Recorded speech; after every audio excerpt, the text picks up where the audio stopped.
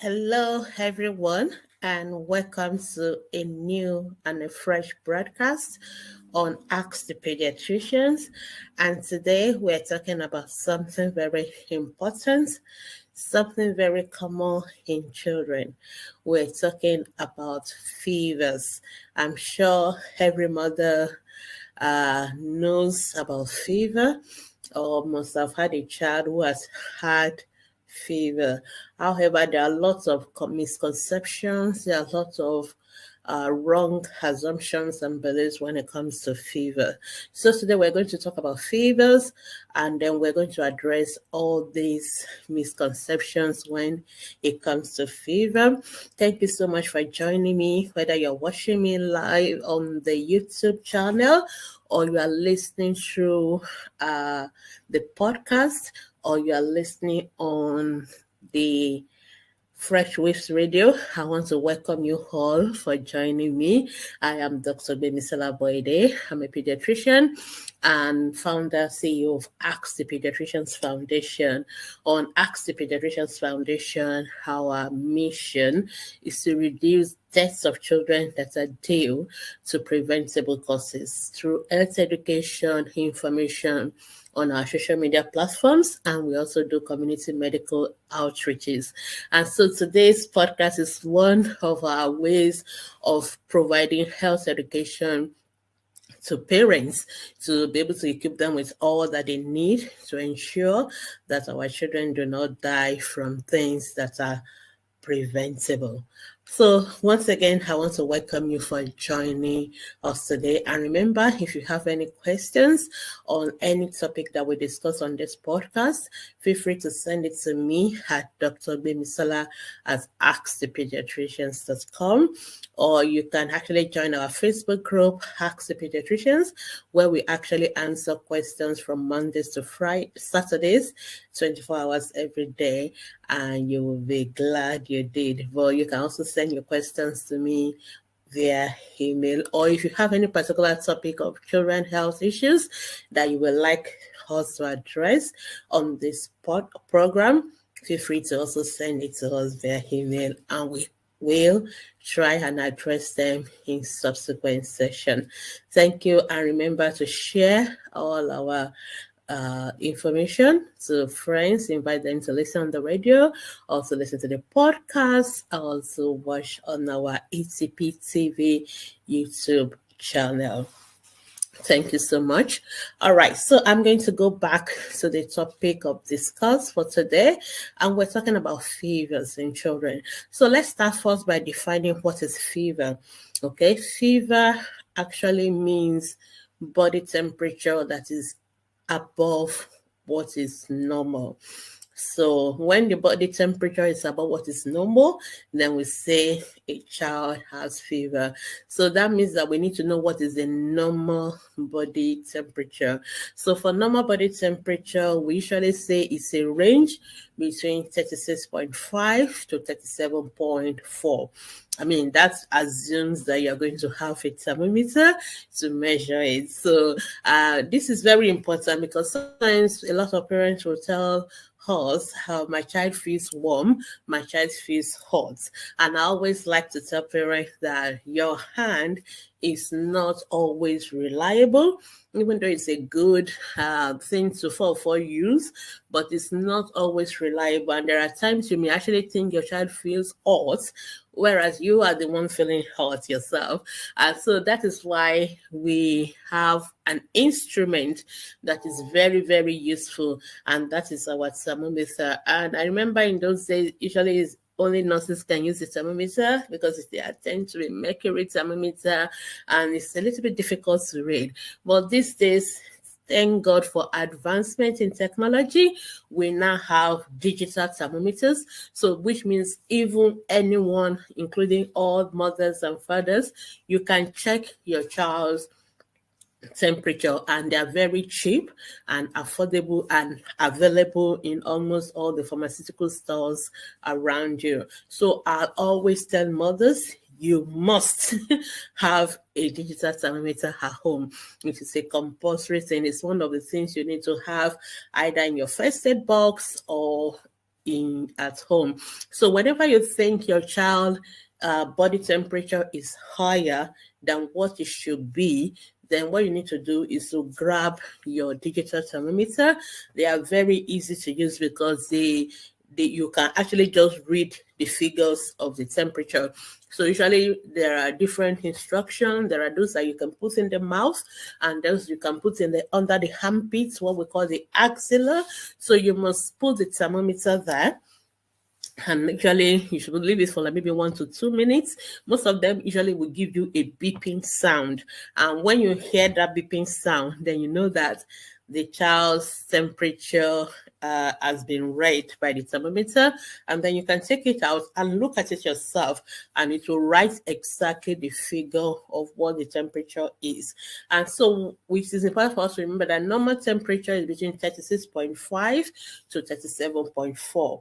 So when that temperature is above 37.4 degrees, we say the child has fever. So anything from 37.5 and higher is fever. Okay, and when it comes to fever, it can be mild, it can be high or very high, or so we talk about low grade fever, we talk about high grade fever. So things like 37.5, 38, we still refer to them as low grade fever. But when it is going to 39 to 40 degrees, we're talking about high grade fever. It is important for us to know that, because when fever is low grade, sometimes you can still do things at home and to try and get it down. But when fever is becoming high grade, we're concerned because there are consequences for high grade fever, and one of them which worries us the most is what we call convulsion. So most children, especially between the age of 6 months to 6 years, when the fevers are too high, going to 40, 41, they can actually have a convulsion or febrile convulsion as a result of high fever. And this is something that we don't want to happen. And so that is why it's important for us to know and to do something about fever. So fever is any high body temperature higher than 37.4. It can be low grade, it can be high grade. Now, that is the first thing I want us to know about fever. So usually parents felt or sense that their children has fever because maybe when you touch them or you feel them either on the forehead or on the neck area or the abdomen, you feel that they are hotter to your touch than what they should be. And then you grab your thermometer and then you check it and it is high. And that is what is fever. Now, fever is not a diagnosis. Fever is just a symptom or a sign, depending on whether it is the parent picking it up or it is the health professional. Usually when it is parent that tell us something, we call it symptoms. When we pick it up ourselves, we call it a sign. So it can be either way, but the most important thing is that fever is just telling us something else is going on. The fever itself is not a diagnosis, and especially for my Nigerian speaking audience, because Nigerian living, those who live in Nigeria, we found out that a lot of us, because we have a high prevalence of malaria in Nigeria. Nigeria is very endemic for malaria. One of the earliest or the most common symptom of malaria is fever. So people in Nigeria tend to use the word fever and malaria almost interchangeably. So people start talking about, I have malaria fever. Or when people say I have fever, they actually means they have malaria. Or when they say they have malaria, they mean they have fever. And they use interchangeably because we see people, parents, especially when they say, oh, my child has fever, I'm going to give anti-malaria, because it's as if fever means malaria. And that's because malaria and fever are so rampant. Fever due to malaria is so rampant in Nigeria. But however, I want us to understand that that is not the truth. Fever is not malaria. Okay, you can have fever when you have malaria, but it doesn't mean that every time you have fever it means it is malaria. I need to repeat that again. So fever is a symptom, fever is a sign. The fact that you have fever does not mean you have malaria.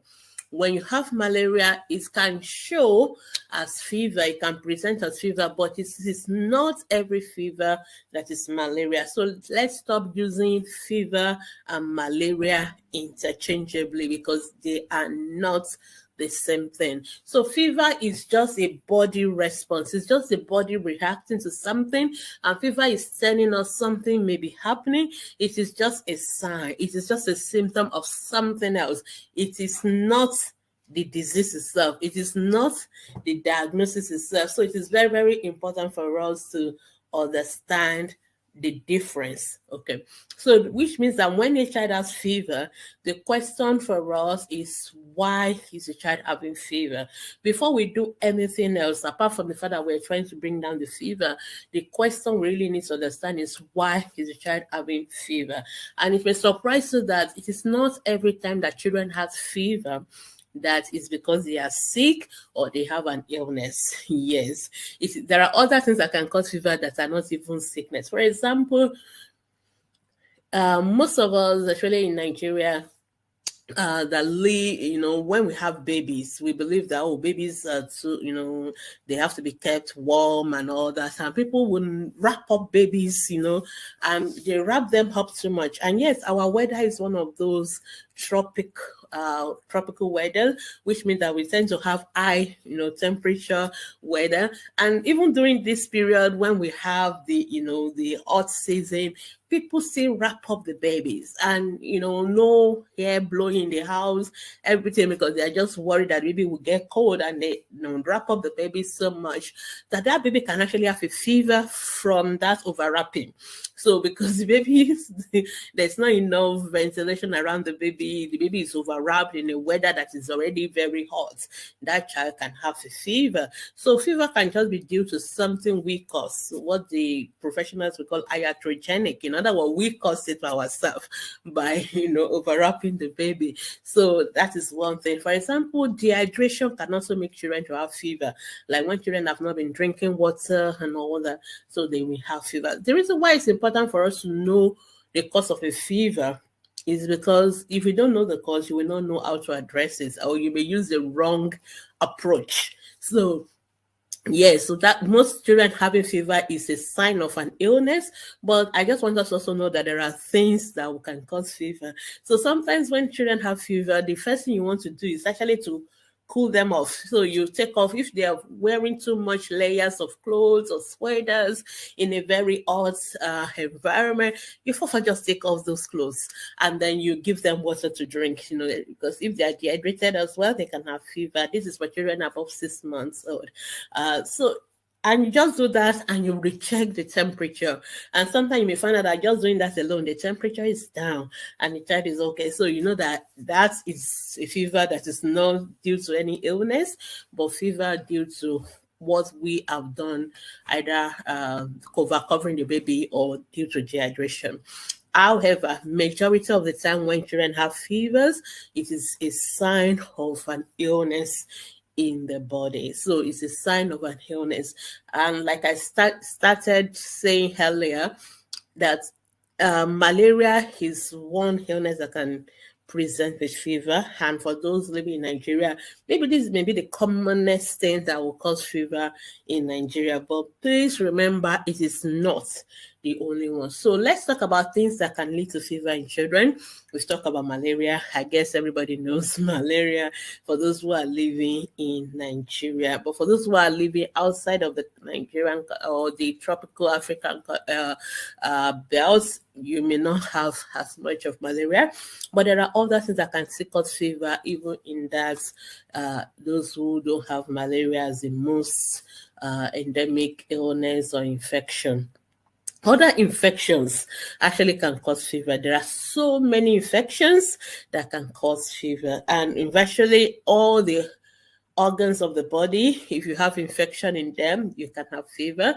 So, for example, if a child has hair infection, they can have fever. If a child has throat infection, they can have fever. If they have something that is a dental infection or abscess, they can present as fever. If children has infection in their chest, they can present with fever. If children have maybe even gastroenteritis, like that is when they're having diarrhea and vomiting and all that, sometimes it can also present with fever. And in terms of infection, there are different kinds of germs. So you can have viruses, they can also cause infection, and that can present with fever. And there are so many viral infections, things like measles, things like mumps, chickenpox. These are all viral infections, and they can all present with fever. In fact, some of these infections caused by viruses, they will present with fever first, and then they will present with a rash. So we call them viral enzyme. So fever with rashes tend to come with viral infections that I've mentioned, some of them like measles, like mumps, like chickenpox, even so many of them like that. So rubella and all that. So those are examples of viral infections that can cause fever, and some of them will cause fever with a rash. So it's easier for us to quickly narrow those ones down. Then even bacterial infections, and talk about bacterial infections, like I said, virtually all the organs and tissues of the body, if infection occurs in them, even the ones you cannot see, like the heart, like the child has infective endocarditis or things like that, it can cause fever. The child has carditis, myocarditis, they can present with fever. The child has infection in the tissues, like the what we call cellulitis, they can present with fever. Children have infection in the bone, like what we call osteomyelitis, they can present with fever. Or in the joints, we call them arthritis, like infective arthritis, they can present with fever. Or children have infection, in the brain, like when they have meningitis or they have encephalitis, all these things can present with fever. So any infection, viral, bacterial, even fungal infection, they can all present with fever. So you can see that it's a very, very long list of things that can cause fever. So that is why it's always very interesting and amusing when parents just always assume it's malaria. No, malaria is not the only thing that can cause fever in children. So we've talked about malaria, we've talked about infections. Sometimes children can also have fever from some other diseases that are not so common, like some immune, we call them immune conditions, when it's as if the bodies, some antibodies in the body, they are fighting each other, things like that, things like SLE, systemic lupus erythematosus, children can also present with fever, things like Kawasaki disease. These are things parents will never think about, but there are also other things that can cause fever. It may also surprise you to know that some drugs can cause fever, especially when you have been using drugs for so long and the child is taking the drugs, sometimes they can be too much, and then a child can actually present with fever. And also, since there are children, even children that have cancer, they can also present with fever. So there are different things that can cause fever in children. So that is actually our job as a doctor, to figure out if your child has fever, especially if the fever is ongoing. I've met even things like cancers, I didn't really mention many of them, they can cause fever as well. Things like tuberculosis, chronic infections, they can also cause fever. So it's a very long list, very, very long list of things that can cause fevers in children. So, and fever, sometimes the pattern may vary. So you have different kind of fever pattern. So you have fever that is continuous. So the child is just hot all through morning, day, and evening, night. The child is just hot. Then you also have fever that has intermittent fever. So the child is hot maybe in the night, then in the morning the child is fine. So people tend to say, oh, my child is always fine in the morning, but once it's becoming evening like this, then the fever starts to come. So we have what we call intermittent fever. And so there are different, and I've already talked about being low grade and being high grade fever. So different kind of patterns of fever that also help us to know. So when a child is having fever, the most important thing is to know why the child is having fever. But actually, you as a parent may not be able to do that.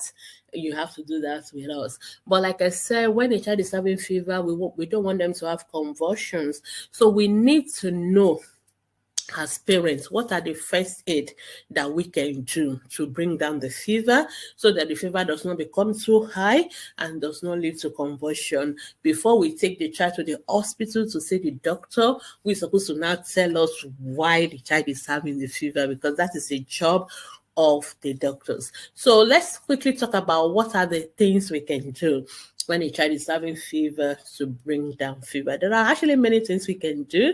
It's not just only paracetamol, which is what many of us are familiar with.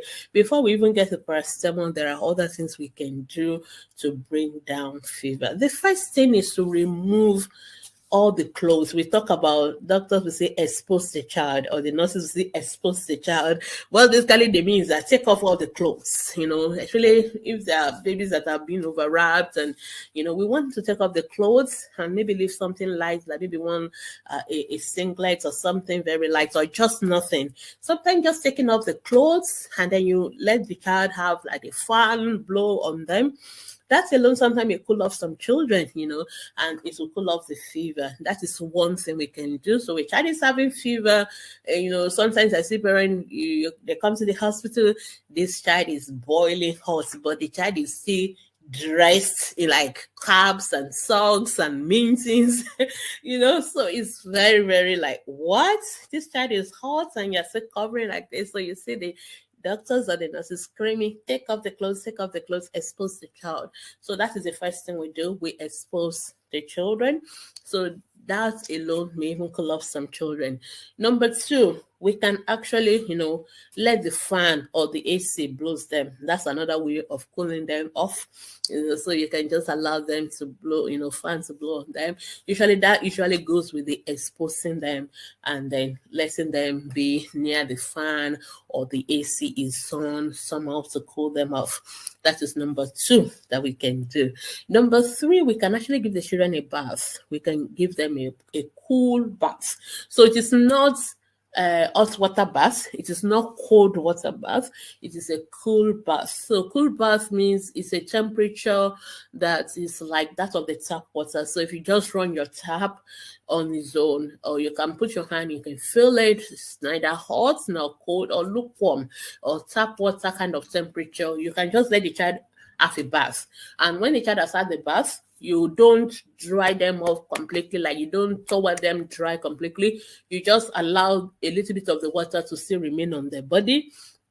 And as that water is drying off, so those of us that remember our physics, there's what we call convection. So there's the water is drying off and it's taking some of the heat with it and taking down some of the fever. So that also is one way of bringing down fever. So after those three ways now to bring down fever: take off the clothes, expose the child. Two, expose them to air, to the fan, to the AC.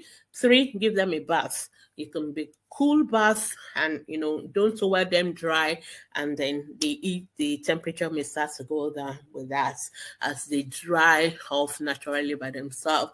Now the fourth one is actually what we call tepid sponging. Tepid sponging is what mothers like to use a lot, but what so many people don't know what the word tepid sponging means. So tepid, the word tepid actually means lukewarm water. So when our children are having fever, please don't use hot water to rub them, and don't use ice cold water.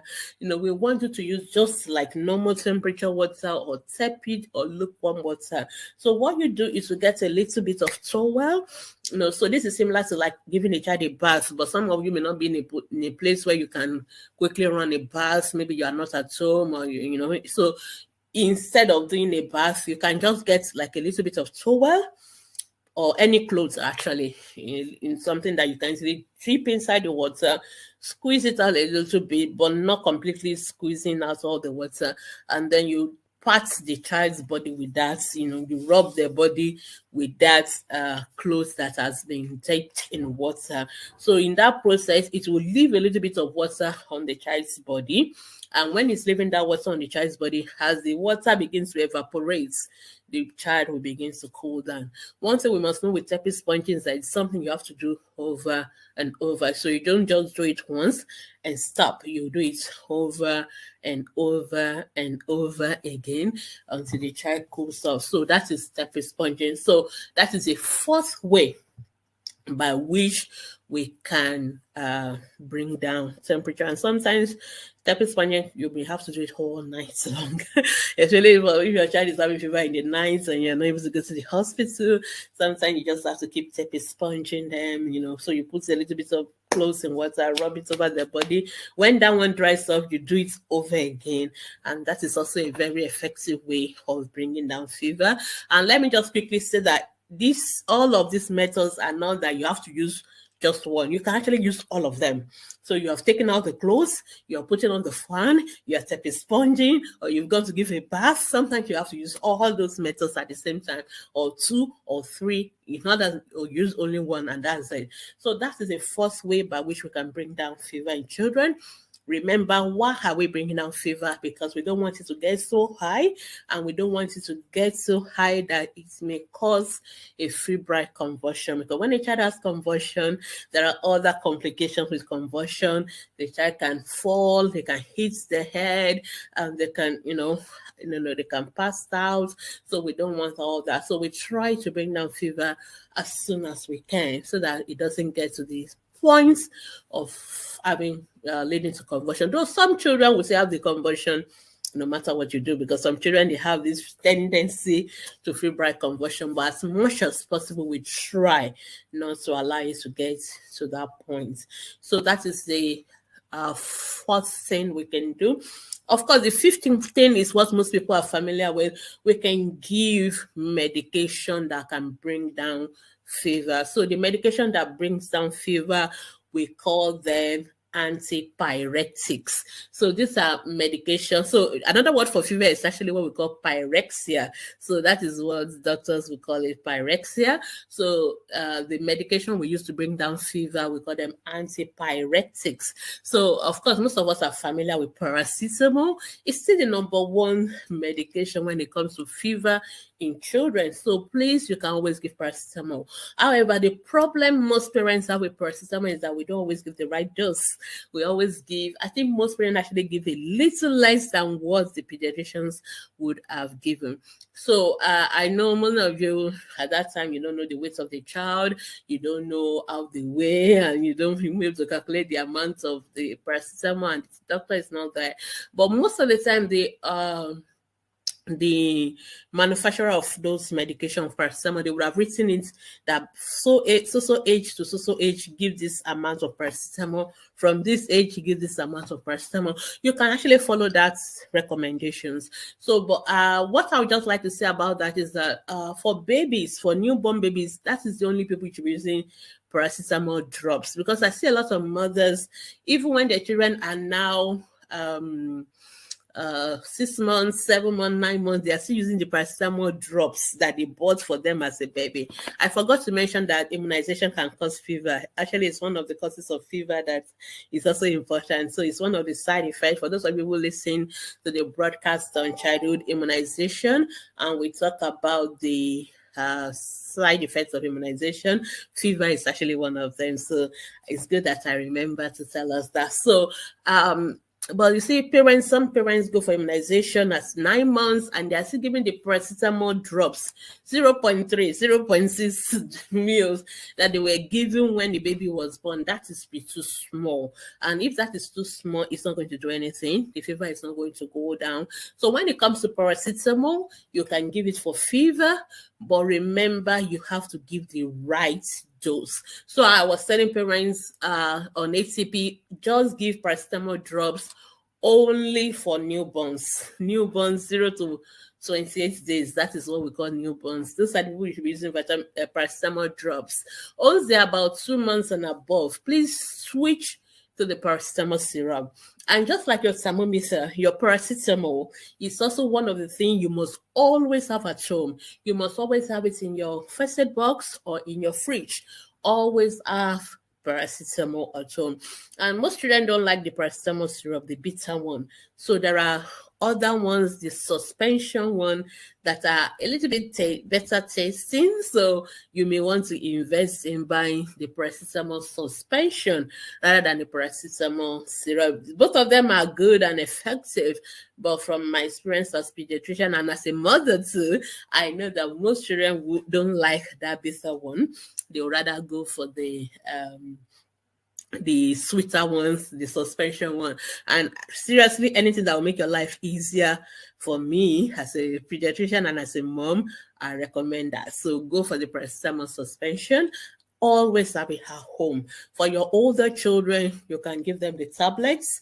You can break, and there are even tablets for children, the 250 milligram one, and there are tablets for adults, the one you normally take, which is 500 milligram one, the white one, and that one, children from age of 10 can use the big one, the paracetamol that is 500. For children between 5 and 10, you can give them the half of the tablets of the big one, or if you can get the 250 milligram, the children one, it is also fine. But for most of our children below the age of 5, we need to have paracetamol syrup at home, and I recommend you use the suspension, and I recommend that you go by the dose on the bottle. Or if you go to the hospital anytime and you are in the hospital, you can always ask the doctor, what dose of paracetamol can I give my baby? Because they can work it out based on the weight. So we pediatricians will prescribe medication based on children's weight most of the time, not their age. So for example, paracetamol is about 50 milligrams per kilogram. That's what we're going to give to a child. So a child who is 1 year old, weighing 10 kilos, needs 150 milligrams of paracetamol per dose. And that is actually a little bit above 5 meals. That's actually about 6 meals of paracetamol. But even if you give 5 meals, it is still fine. But I'm just telling you how much of paracetamol a 1 year old child will need. And so we can always work it out. So, but if you don't know the weight of your child, you don't know that information, it is fine. Go by what is recommended. They will have written 3 months to 6 months. This is the amount. Maybe 1 year, give this amount. Just follow that recommendation. That is the first thing. So when you give the paracetamol, remember, or even when you do any of the other methods of bringing down fever, remember to check again the temperature. So it is not like you check it once, you do all your interventions to bring down the fever. You need to check whether it's working or it's not working. So if it is working, the temperature will be coming down. But of course, sometimes it's coming down, then after a while it goes back again, which means we'll keep doing what we've been doing. You tap a sponge, you expose, you can give paracetamol. Now, the paracetamol, you can actually repeat it every 6 hours. Okay, that's one thing parents also don't remember, that sometimes they just give it once and they think it is for 24 hours. No, you can actually be repeating your paracetamol every 6 hours. So if you check your if you give the paracetamol now, maybe after a few minutes or 1 hour, you check temperature is down, you can check it again. But if you feel the child is hot again, you can repeat paracetamol in 6 hours. Sometimes you can repeat it as early as 4 hours, but I usually prefer parents just do the 6 hours. So you repeat it in 6 hours and you keep on doing it. Usually most temperature will just come down as you're doing this, but some temperature, despite all your intervention, they will come down and they will come up again. So if your temperature keeps persisting beyond, the fever persists beyond 24 hours, usually you need to come and see us, unless you know what is causing the fever. For example, if it is fever due to immunization, we will just say continue your paracetamol for the next 2 to 3 days, just continue for 2 to 3 days.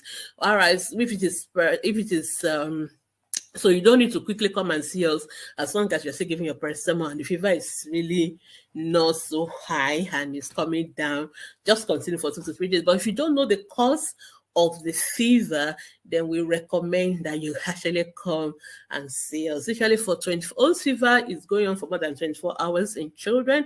You should come and see us. And if you remember the advert for paracetamol, they always say that if after 2 days there's no improvement, go and see your doctor. There's a reason why that advert message is there. I know most parents, we just listen to the advert and we don't even take note of that recommendation that if after 2 days there's no improvement, see a doctor. It's important because if it's just a minor fever due to maybe virus or something, we expect that after 2 days of paracetamol, the fever should go down. If the fever is not going down, there's something still going on. We need to know the cause of the fever and we need to address it properly. So that is what fever is all about. So it is not just to treat the fever. So what I've been talking about is about how to treat the fever, how to bring fever down, but it is not enough to treat fever itself. It is more important to treat the cause of the fever. So for example, if your child has malaria, no matter how much paracetamol you give, the child will keep on having fever until we give an anti-malaria to take care of the cause of that fever, because each time the malaria parasites infect the red blood cells and they break, they will release all those things that they release, and those things will make your child start having fever. And some children will have fever with what we call rigor. So they're having fever, they are hot, but they're also shaking as if they are cold. So we call that rigor. So it is not just to treat the fever, we need to treat the cause of the fever.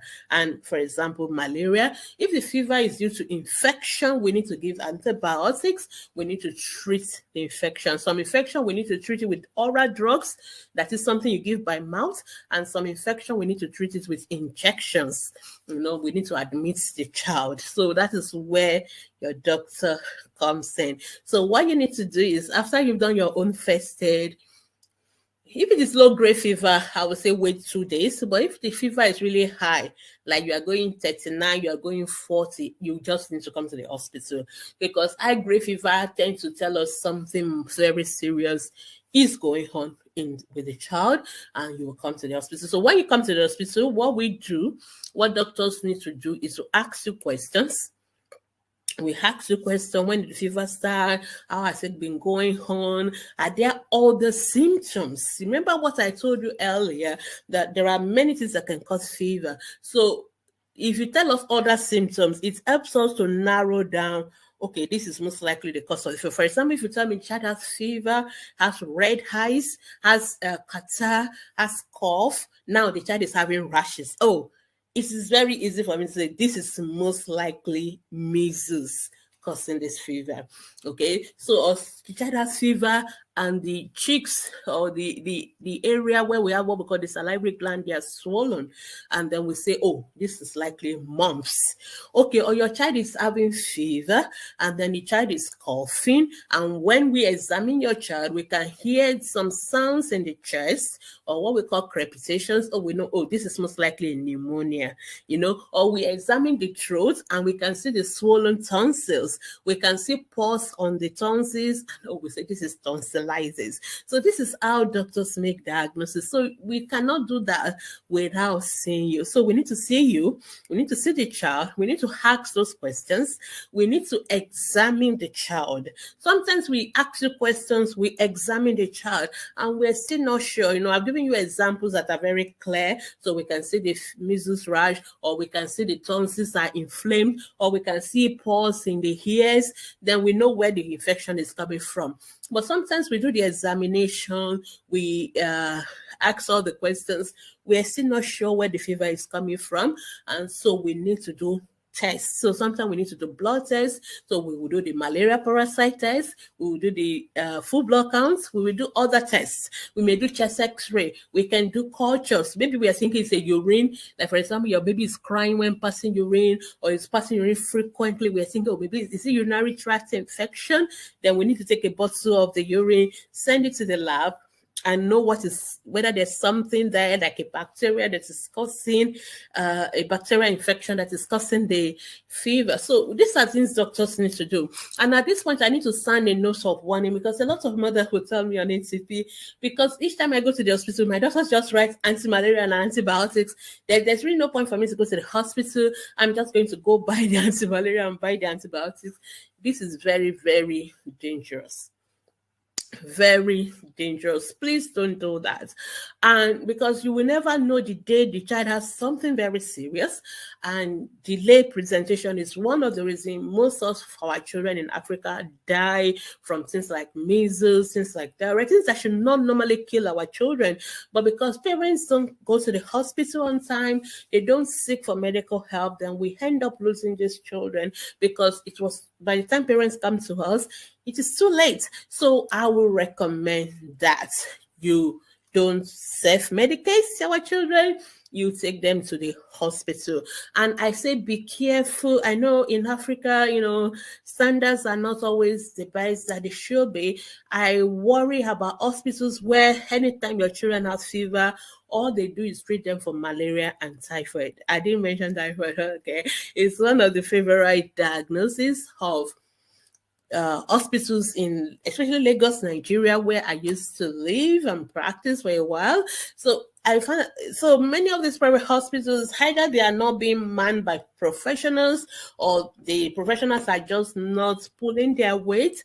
Every time everybody is being treated for malaria and typhoid fever, and it's like, and even people now just tell us, actually, when they ask questions on Ask the Pediatrician Facebook group, I have malaria and typhoid, and I'm like, oh, okay. So immediately I hear that, I know that this is one of those places. So most time it is very rare for children. Even for you as adults to have two diagnoses at the same time, it's possible, but it is not the typical thing. So it's either you have the malaria or you have another infection, and most of the time the infection is not typhoid fever. Most of the time when people say they've done wider tests, they've done this, most of those tests are not done properly, so they are not even telling you the truth. And some of these labs just feel all sorts of nonsense, and then they tell you, oh, you have this and you have that. That is why I also frown a lot at parents when your children are sick. Instead of you going to the hospital, you go to the lab first. That is putting the horse before the cart. I hope I didn't say it the wrong way around. Okay, so always, you must make sure you do it the right way. So it is not to go to the lab, when your children have fever. I know, because most of you are used to the doctors. When you go to the hospital, the doctor will see your child and they will do the lab test and then they will recommend this. So let me cut off the doctor's part of it. Let me just go straight to the lab. And some of them will even be writing the medication or prescribing for you, which is wrong, because lab scientists are not authorized to prescribe medications. They are not licensed to do it. They are licensed to do the lab test and report it for you and give it to the doctor, who will now interpret and decide how to treat your child. And I'll always tell parents, we don't treat lab results. We treat a child, okay? So sometimes I may get a lab result and I may not feel like I agree with the lab results, because I am the one that see the clinical picture of the child in front of me. And the lab result is supposed to support what I'm already thinking. It's not to tell me the diagnosis. It is just to support what I already think is wrong clinically. So that is why it is wrong for you to just go to the lab, do a test, and be treating your child without seeing a doctor, without a doctor first for making adequate evaluation of your child, clinical examination, knowing what is wrong with the child. So it is very important that we get it right, especially for those of us from Africa, and especially Nigeria, and especially Lagos. Okay, so let's get it right. So when your child is sick, please go to the hospital. Do not start treating malaria. You must confirm malaria before you treat malaria. And these days we have, most hospitals, they can do malaria tests. We have got rapid diagnostic kits, so they will know if your child has malaria or not.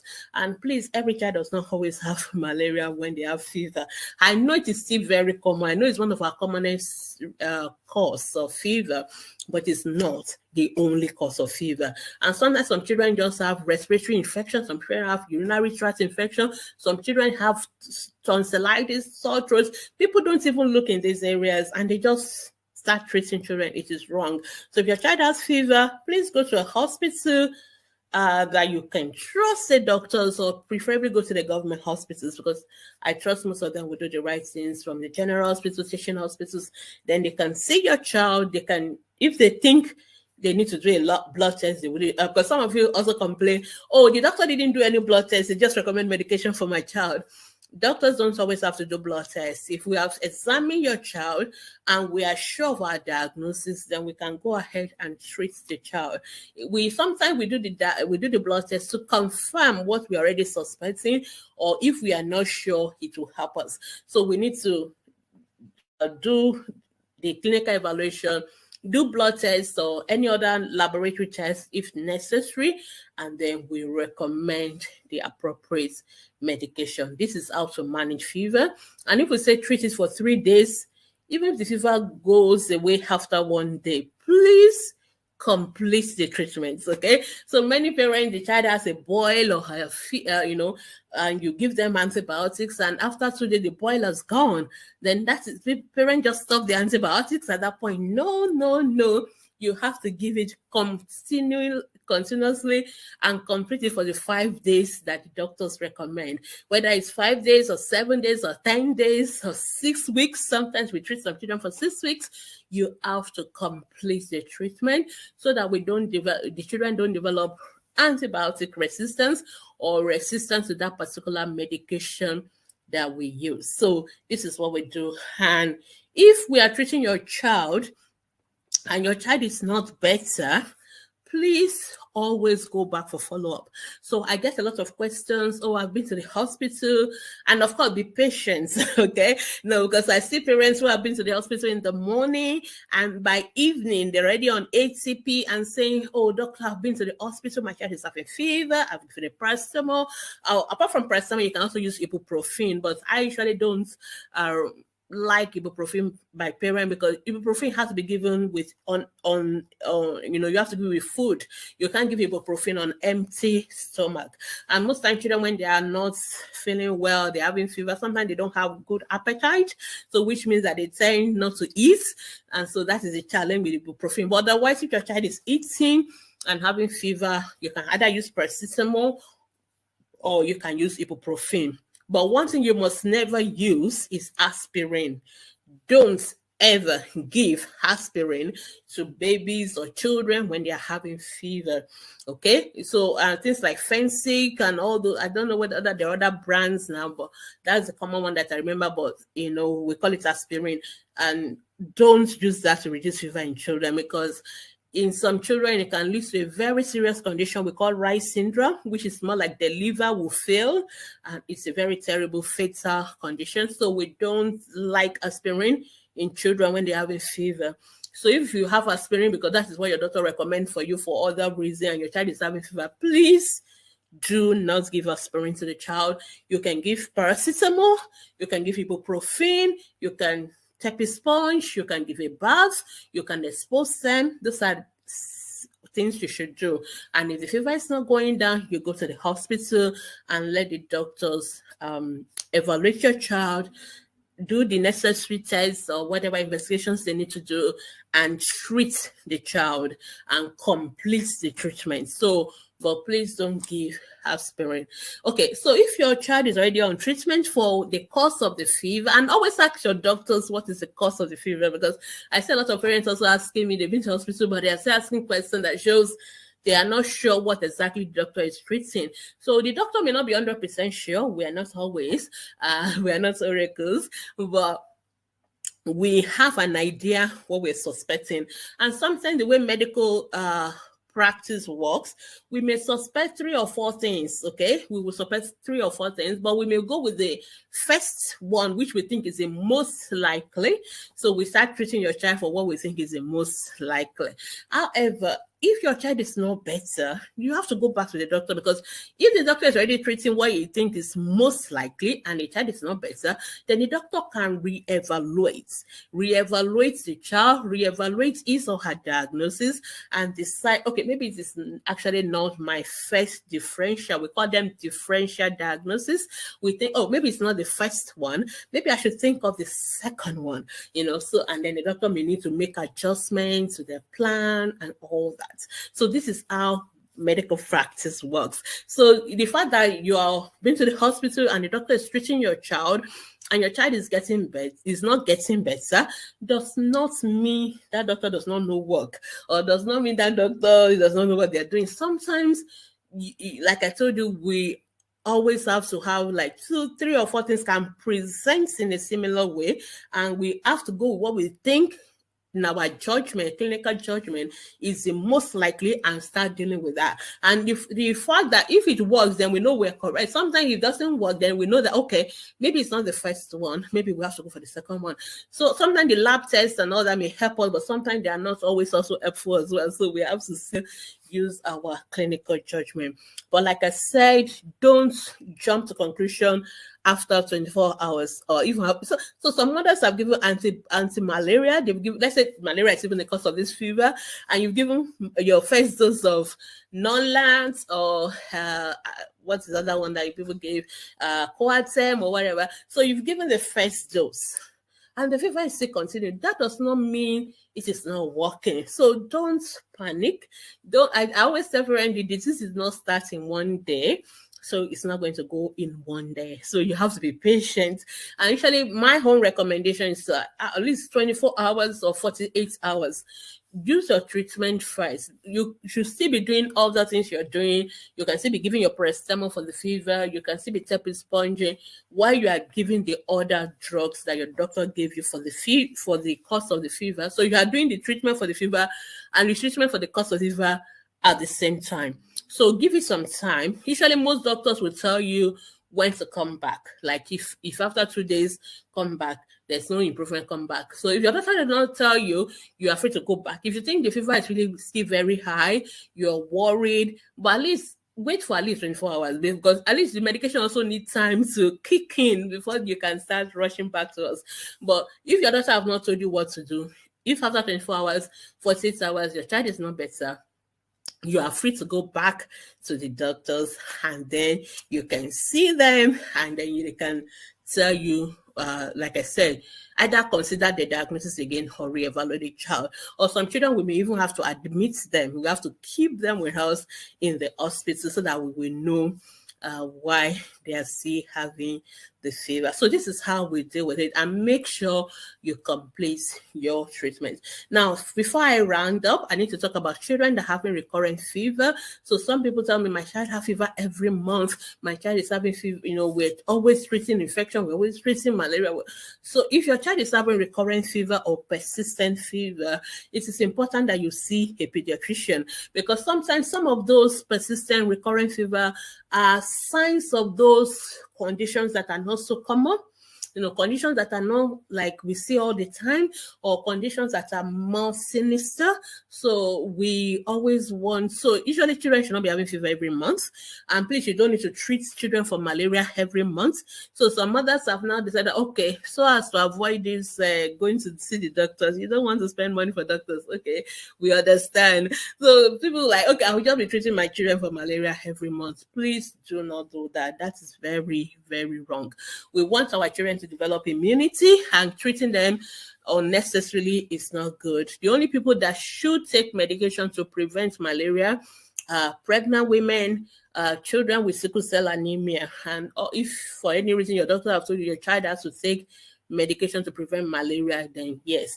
But otherwise, please do not treat children for malaria every month. Another thing some mothers do is to give paracetamol every day. And I always tell parents that there's no safe drug. Every drug is a poison. What makes the drug not a poison is the dose. So we give paracetamol for 2-3 days. We expect it to finish its work, and we expect it to stop. But you keep on giving it and giving it, it can damage your child's liver. It can lead to liver damage. So please don't use medication for too long. Don't give paracetamol if your child does not have fever. fever. Some people with my child is, I think the body is paining them. How did you know the child's body is paining them? A child less than 1 year.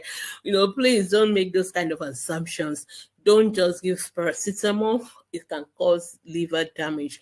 Don't just give medication not prescribed by doctors.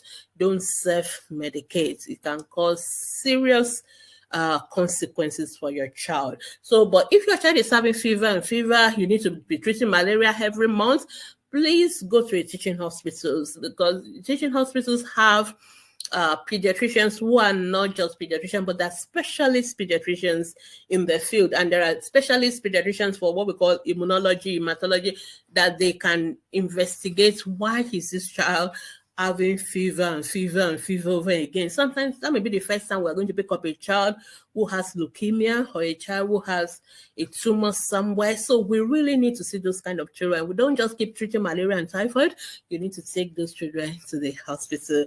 Okay, so we have come to the end of today's discussion, and I've just been talking about fever in children. I think fever is one of the most common symptoms. I think at one point or the other in the life of every child, they are going to have fever.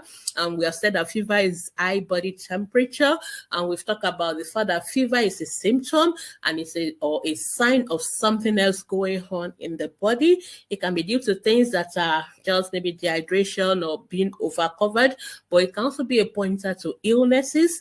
Some of them mild, some of them serious. We've talked about what you can do to bring down fever, exposing the child, giving them a bath, sponging them, give them antipyretics like paracetamol and ibuprofen, and more importantly, going to the hospital to know the cause of the fever and to get the underlying cause of the fever treated. And if your child is having fever going on for too long, please see a pediatrician, preferably one in a tertiary level hospital where they can do extensive investigations, and so that they will know what is really causing that fever and they can deal with it appropriately. More importantly, we don't want fever to go so high so it doesn't lead to febrile convulsion. However, if your child still always have convulsion because of fever, then you need to see a pediatrician as well, because there are other tricks that we can do, treatment that we can institute for such children, so that when they have fever, they don't end up having convulsions. So at this point, I just want to say thank you so much for listening to me. If you have any questions about fever, feel free to send it to us on Dr. Bemisola at askthepediatricians.com. And of course, you can always ask your question on my Facebook group, on Ask the Pediatricians Facebook group. You can always watch all these videos of this broadcast on FTP TV, on YouTube, and you can also follow my podcast on Ask Dr. Bemi ATP.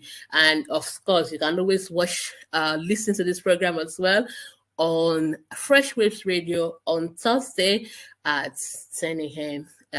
Every Thursday. So thank you so much for listening to me, and I just want to wish you a very wonderful day. Bye for now. Bye.